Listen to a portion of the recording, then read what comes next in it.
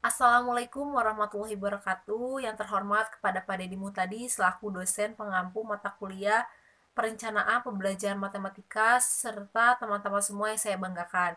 Perkenalkan, kami di sini dari kelompok 10. Di sini kami akan mencoba memaparkan hasil observasi yang sudah kami lakukan di SMA Negeri 4 Tasikmalaya. Eh, Perkenalkan, nama saya Anissa Darul Fadila. Saya di sini sebagai moderator sekaligus pemateri pertama. Yang selanjutnya ada Suci Wulandari sebagai pemateri kedua, dan yang terakhir yaitu ada Dewi Rahmawati sebagai pemateri ketiga.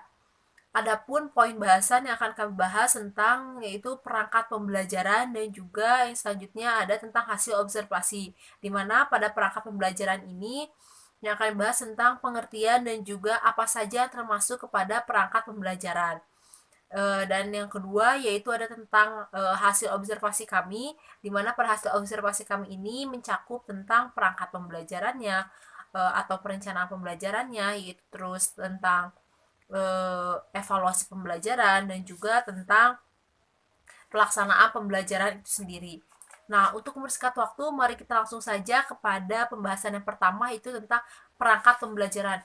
Kira-kira apa sih perangkat pembelajaran itu sendiri? Ya, perangkat pembelajaran itu sendiri yaitu adalah media yang dibutuhkan atau yang digunakan untuk menjadi sebuah patokan ataupun petunjuk dalam eh, proses pembelajaran itu sendiri. Nah, dalam perangkat pembelajaran ini ada beberapa yang termasuk ke dalam perangkat pembelajaran. Yang pertama itu ada silabus, ada RPP, terus ada program tahunan, program semester, dan juga ada tentang kalender akademik. Nah, silabus itu sendiri adalah rencana pembelajaran pada mata pelajaran yang mencakup standar kompetensi, kompetensi dasar, terus juga ada tentang indikator, ada tentang penilaian hasil pembelajaran juga.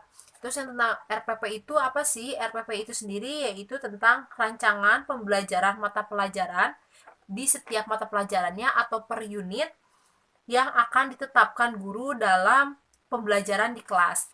Nah, terus yang selanjutnya yaitu tentang program tahunan. Program tahunan itu adalah rancangan yang dibuat untuk menetapkan alokasi waktu selama satu tahun ajaran untuk mencapai suatu tujuan yang sudah direncanakan sebelumnya. Terus juga ada program semester, di mana program semester ini adalah rencana kegiatan belajar mengajar dalam jangka waktu satu semester. Yang terakhir yaitu tentang kalender akademik, di mana kalender akademik ini tentang pengaturan waktu untuk kegiatan pembelajaran yang dilakukan oleh peserta didik dalam satu tahun ajaran baru. Mungkin cukup sekian presentasi dari saya. Dilanjut kepada pemateri kedua dan ketiga yang akan menyampaikan hasil observasi dari kelompok kami. Terima kasih. Assalamualaikum warahmatullahi wabarakatuh. Perkenalkan, nama saya Suci Wulandari dengan NPM 172151-069. Nah, untuk materi selanjutnya, di sini saya akan menjelaskan mengenai perangkat pembelajaran berdasarkan hasil wawancara kami kepada Bapak Asep di SMAN 4 Tasikmalaya.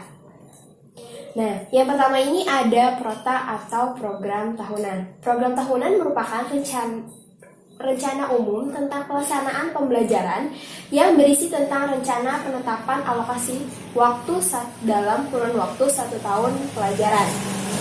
Nah, prota ini disusun berdasarkan kalender akademik yang berasal dari pusat, kemudian disesuaikan dengan kebutuhan sekolah masing-masing. Nah, prota sendiri ditujukan untuk menetapkan jumlah waktu yang tersedia untuk setiap kompetensi dasar. Nah, program tahunan harus sudah dipersiapkan dan dikembangkan oleh guru mata pelajaran matematika sebelum tahun pelajaran, karena program tahunan merupakan pedoman bagi pengembangan program-program selanjutnya seperti program semester, silabus, dan juga RPP. Nah, yang kedua ada PROMES atau program semester. Nah, program semester ini merupakan penjabaran dari program tahunan, sehingga program tersebut tidak bisa disusun sebelum program tahunannya ini tersusun. Nah, program sendiri berisi alokasi waktu dari setiap bab dan subbab, khususnya pada kompetensi dasar dalam materi pembelajaran matematika yang terdapat pada satu semester, yaitu semester ganjil ataupun semester genap. Nah, sehingga materi pembelajaran yang akan disampaikan ini tuh lebih terstruktur dan juga terjadwal. Hal ini guna meminimalisir tidak tersampaikannya materi pembelajaran pada semester tersebut. Nah, contohnya, pada minggu pertama di bulan Agustus akan disampaikan materi bab polinomial, di mana kompetensi dasarnya yaitu pada 3.1, yaitu mendeskripsikan konsep dan menganalisis sifat operasi aljabar pada polinomial dan menerapkannya dalam menyelesaikan masalah matematika, di mana indikatornya yaitu menemukan pengertian suku banyak dan memecahkan masalah operasi penjumlahan, pengurangan, dan perkalian pada suku banyak. Nah, menurut Bapak Asep, dalam penyusunannya ini seorang guru perlu mempertimbangkan hari-hari yang memungkinkan tidak terlaksananya KBM. Jadi, guru ini harus paham mengenai minggu-minggu efektif dan juga minggu-minggu yang tidak efektif gitu. Nah, program tahunan dan program semester ini harus diperbarui setiap tahunnya. Jadi, disesuaikan dengan revisi dari buku mata pelajaran matematika itu sendiri. Jadi bisa saja hanya sedikit perubahan yang terjadi di prota dan promes ini. Kemudian yang ketiga ada silabus. Nah, silabus dari mata pelajaran matematika, khususnya matematika peminatan di SMA 4 Tasikmalaya ini mengacu pada silabus yang diberikan oleh Permendikbud, di mana dalam silabus ini terdiri dari identitas sekolah, identitas kelas dan semester, materi mata pelajaran, yaitu mata pelajaran matematika peminatan, kompetensi inti, kompetensi dasar, materi pokok, pembelajaran, penilaian, alokasi waktu, sumber belajar, dan juga tanda tangan guru mata pelajaran dan tanda tangan kepala sekolah. Jadi silabus ini harus dibuat pada saat sebelum tahun pelajaran itu dimulai, di mana harus disahkan oleh guru mata pelajaran itu dan juga kepala sekolah. Nah, yang keempat ada rencana pelaksanaan pembelajaran atau RPP. Nah, berdasarkan hasil wawancara kami kepada Bapak Asep, Bapak Asep ini membuat RPP itu dalam kurun waktu 1 tahun sekali, artinya dalam waktu 1 periode tahun pelajaran, di mana RPP ini dibuat sebelum semester ganjil itu dimulai, yang kemudian disahkan oleh kepala sekolah. Jadi RPP itu dibuat dalam 2 semester, yaitu semester ganjil dan juga semester genap. Nah, untuk revisi dan evaluasi sendiri ini dilakukan setiap kali setelah selesai pembelajaran dilakukan gitu ya. Jadi ketika ada yang perlu ditambahkan, dikurangi ataupun dimodifikasi, itu dicatat oleh Pak Asep sebagai bahan pertimbangan pembuatan RPP di tahun yang selanjutnya. Kemudian Bapak Asep sendiri membuat RPP ini mengacu kepada Permendikbud dan juga silabus. Dalam pembuatannya ini tuh ada yang memang benar-benar murni dari buatan Bapak Asep itu sendiri. Ada juga yang memang RPP milik orang lain yang kemudian dimodifikasi dan disesuaikan dengan situasi, kondisi, dan juga kebutuhan yang ada di SMA 4 Tasikmalaya.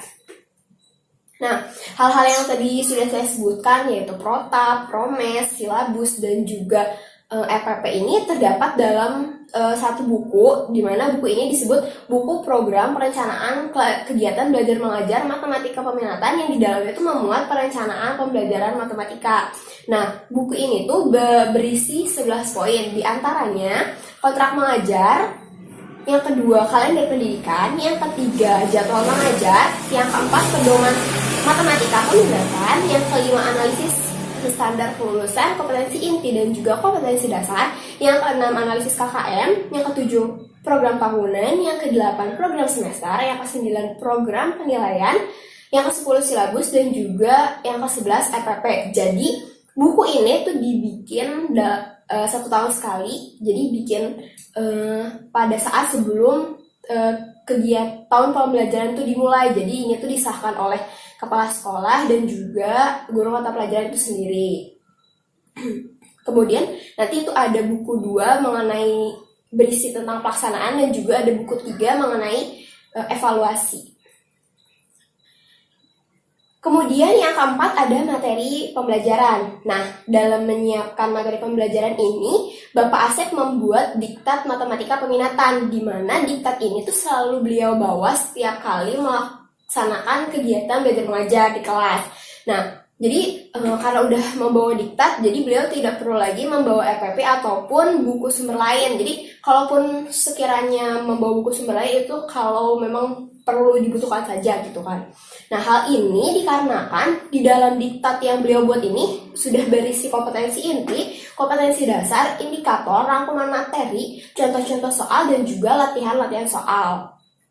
Nah, diktat matematika ini beliau susun berdasarkan atau bersumber dari buku-buku pegangan guru, buku pegangan siswa, soal-soal olimpiade, dan juga soal-soal masuk perguruan tinggi seperti SBMPTN, UMPTN, SIMAK UI, ataupun yang lainnya. Nah, jadi menurut beliau ini siswa itu perlu dilatih dengan soal-soal yang demikian agar terbiasa memecahkan masalah dengan kritis. Jadi kedepannya tuh diharapkan siswa-siswa lulusan dari SMA Negeri 4 Tasikmalaya ini bisa masuk ke perguruan tinggi negeri ataupun swasta yang ada di Indonesia. Nah, sekian pemaparan dari saya. Selanjutnya akan dilanjutkan oleh rekan saya. Terima kasih. Oke, baik, selanjutnya di sini saya Dewi Ramawati Mahendar. Di sini saya akan memaparkan mengenai pelaksanaan pembelajaran. Nah, pelaksanaan pembelajaran yaitu merupakan proses yang diatur sedemikian rupa menurut langkah-langkah tertentu agar pelaksanaan tersebut mencapai hasil yang diharapkan. Lalu kita menanyakan perihal pelaksanaan pembelajaran kepada Bapak Asep Mulyana. Yang kita tanyakan yaitu apa yang harus pertama kali dilakukan dalam proses pembelajaran selama Bapak mengajar. Nah, Bapak menjawab ada 3 hal umum pembelajaran dalam memulai pembelajaran. Yang pertama yaitu ada kegiatan pendahuluan, kegiatan inti, dan kegiatan penutup. Nah, kegiatan pendahuluan ini adalah kegiatan yang pertama kali harus dilakukan pada saat memulai pembelajaran. Nah, pada kegiatan pembelajaran ini, Bapak selalu mempersiapkan peserta didik baik psikis maupun fisik sehingga dapat nantinya mengikuti proses pembelajaran dengan baik. Lalu selanjutnya memberikan motivasi belajar kepada siswa yang bersifat konseptual tentang manfaat dan aplikasi materi ajar dalam kehidupan sehari-hari dengan memberikan contoh dan perbandingan lokal, nasional, dan bahkan internasional. Lalu selanjutnya mengajukan pertanyaan-pertanyaan dengan cara mengkaitkan pengetahuan sebelumnya dengan materi yang akan dipelajari pada saat itu. Lalu menjelaskan tujuan pembelajaran atau kompetensi dasar yang akan dicapai melalui aktivitas pembelajaran yang akan mereka ikuti. Selanjutnya yang terakhir menyampaikan luasan cakupan materi pembelajaran beserta penjelasan uraian kegiatan yang dilakukan sebagaimana yang telah direncanakan seperti dalam silabus dan RPP. Nah, itu kegiatan pendahuluannya. Lalu selanjutnya pada kegiatan inti. Nah, Bapak memaparkan pada kegiatan inti ini merupakan bagian dengan alokasi waktu terbesar dari yang disediakan. Nah, digunakan model pembelajaran, metode pembelajaran, media pembelajaran, dan sumber belajar yang disesuaikan dengan karakteristik peserta didik dan mata pelajaran. Nah, adapun pemilihan pendekatan tematik tersebut yaitu scientific dan menyingkirkan dan penyingkapan atau discovery, atau harus sesuai dengan karakteristik kompetensi yang ingin dicapai oleh siswa dan jenjang pendidikan. Tapi sebenarnya Bapak menyampaikan bahwa pada pembelajaran matematika ini Bapak sering memberi materi itu langsung dengan penerapan kehidupan sehari-hari, karena bahwasanya Bapak itu merupakan lulusan dari matematika penerapan. Nah, selanjutnya yaitu pada kegiatan penutup. Nah, pada kegiatan penutup ini yang merupakan bagian akhir dari pelaksanaan pembelajaran. Nah, Bapak bersama siswa baik secara individual maupun kelompok harus melakukan refleksi agar dapat melakukan evaluasi terhadap semua rangkaian kegiatan belajar atau aktivitas pembelajaran beserta hasil-hasil yang diperoleh untuk selanjutnya secara bersama-sama menambahkan manfaat langsung maupun tidak langsung dari hasil pembelajaran yang telah berlangsung. Lalu Bapak telah memberikan umpan baik juga terhadap proses dan hasil pembelajaran selama pembelajaran berlangsung. Nah, Bapak juga melakukan kegiatan tindak lanjut dalam bentuk pemberian tugas. Misal kalau nilainya kurang, Bapak langsung memberikan tugasnya. Selanjutnya itu juga Bapak kemudian memberikan informasi tentang rencana kegiatan pembelajaran untuk pertemuan berikutnya. Lalu selanjutnya pertanyaan yang kita tanyakan kepada Bapak yaitu bagaimana Bapak menyelenggarakan kegiatan pembelajaran untuk membuat siswa aktif. Nah, lalu Bapak menjawab, pembelajaran ini Bapak memberikan waktu untuk membaca buku teks paket, buku teks atau paket. Nah, lalu diberi kesempatan yang seluas-luasnya untuk menanyakan hal-hal yang belum jelas dari isi bahan bacaan tersebut. Lalu Bapak menjelaskan dengan memberikan contoh-contoh yang sederhana sambil memberikan kesempatan bertanya. Selanjutnya yaitu kita menanyakan mengenai apakah Bapak selalu mempertimbangkan validitas dan relevansi materi ketika Bapak memilih materi pembelajaran untuk siswa. Nah, kata Bapak, iya, yang paling utama itu menjelaskan kompetensi yang akan dicapai untuk materi itu. Terus selanjutnya yang kita tanyakan kepada beliau yaitu bagaimana kiat Bapak untuk mengembangkan materi pembelajaran yang disajikan di dalam kelas. Bapak ini dalam proses pembelajaran menggunakan metode saintifik yaitu mengamati, menanya, terus mencoba, menalar, dan mengkomunikasikan. Nah, untuk itulah kata Bapak tuh, untuk itu agar penerapan 5M dapat diterapkan secara efektif baik oleh para Bapak sendiri dan siswa dan siapapun yang kegiatannya berhubungan dengan aktivitas pembelajaran. Pertanyaan yang selanjutnya yang kita tanyakan kepada Bapak yaitu apakah acuan yang Bapak gunakan untuk materi pembelajaran? Untuk materi pembelajaran yang akan digunakan dalam kegiatan pembelajaran. Nah, Bapak menjawab acuan materi yang diajarkan sesuai dengan kompetensi inti dan kompetensi dasar tertera pada Permendikbud dan silabus pada semester itu. Lalu kita menanyakan lagi, bagaimana Bapak menyusun materi pembelajaran yang akan digunakan dalam pembelajaran di kelas? Lalu Bapak menjawab dengan penyusunan bahan ajar. Yang pertama itu Bapak menganalisa kebutuhan bahan ajar. Terus Bapak melakukan analisa terhadap kompetensi inti dan kompetensi dasar yang membutuhkan bahan ajar. Nah, jika memungkinkan menyusun analisis KIKD untuk 1 tahun atau sekurang-kurangnya 1 semester, terus Bapak menyiapkan sumber belajar.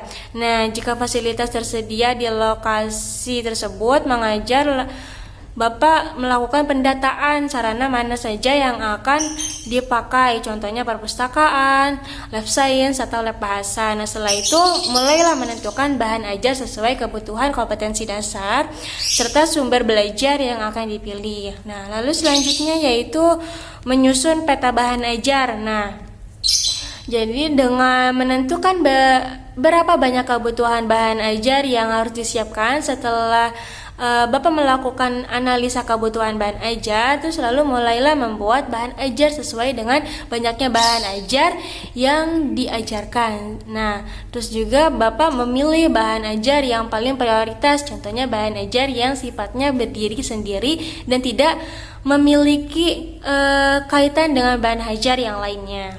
Itu Bapak menyusun bahan ajar cetak. Nah, pada penyusunan bahan ajar cetak ini sekarang kata Bapak masuk pada inti dari pembahasan yaitu membuat bahan ajar cetak. Bahan ajar cetak dapat berupa handout, buku, lembar kegiatan siswa atau modul. Nah, jadi pada penyusunan bahan ajar cetak ini Bapak membuat buku modul, di mana dari buku-buku paket yang telah ada buku-buku paket yang telah ada yang disiapkan untuk para siswa. Jadi Bapak ringkas dari buku paket tersebut menjadi ringkasan dalam pada modul itu. Juga sering Bapak terapkan setiap Bapak mengajar ini, setiap sebelum proses pembelajaran dimulai, Bapak selalu membuatkan modul di awal. Jadi anak-anak itu tidak usah membawa buku paket lagi, hanya cukup dengan membawa modul yang telah Bapak ringkas, yang telah Bapak jabarkan dalam pada modul tersebut menjadi sebuah ringkasan agar mempermudah siswa tersebut dalam memahami materi yang akan dipelajarinya. Nah, lalu selanjutnya evaluasi pembelajaran yang kita tanyakan perihal penilaian. Nah, pada penilaian ini bukan hanya acuan dari nilai ujian tengah semester maupun nilai ujian akhir semester. Nah, pada penilaian ini juga menjadi pertimbangan nilai-nilai keseharian, yaitu menjadi nilai pertimbangan dari nilai keseharian yang tugas yang telah diberikan oleh Bapak maupun dari sifat, pengetahuan, dan keterampilannya yang secara individual. Nah, lalu tugas-tugasnya itu setiap pertemuan itu Bapak selalu memberikan, setiap di akhir pertemuan Bapak selalu memberikan tugas maupun tugas secara langsung maupun tidak langsung. Kan juga sudah ada pada modul yang telah dipegang oleh para siswa tersebut. Nah, modul itu tugas-tugas tersebut lalu diserahkan kepada Bapak untuk dinilai. Nah, tugas-tugas yang di dalam modul itu Bapak telah menyiapkan sebelumnya dalam pembuatan modul tersebut. Nah, di akhirnya pun juga telah diberikan tugas-tugas atau latihan dalam setiap materinya. Nah, ada juga untuk kelas 3 tersebut Bapak telah membuat ringkasan materi dan soal-soal berupa seperti apa ya? Seperti ringkasan. Jadi agar mempermudah dalam memahami materi maupun melakukan penyelesaian latihan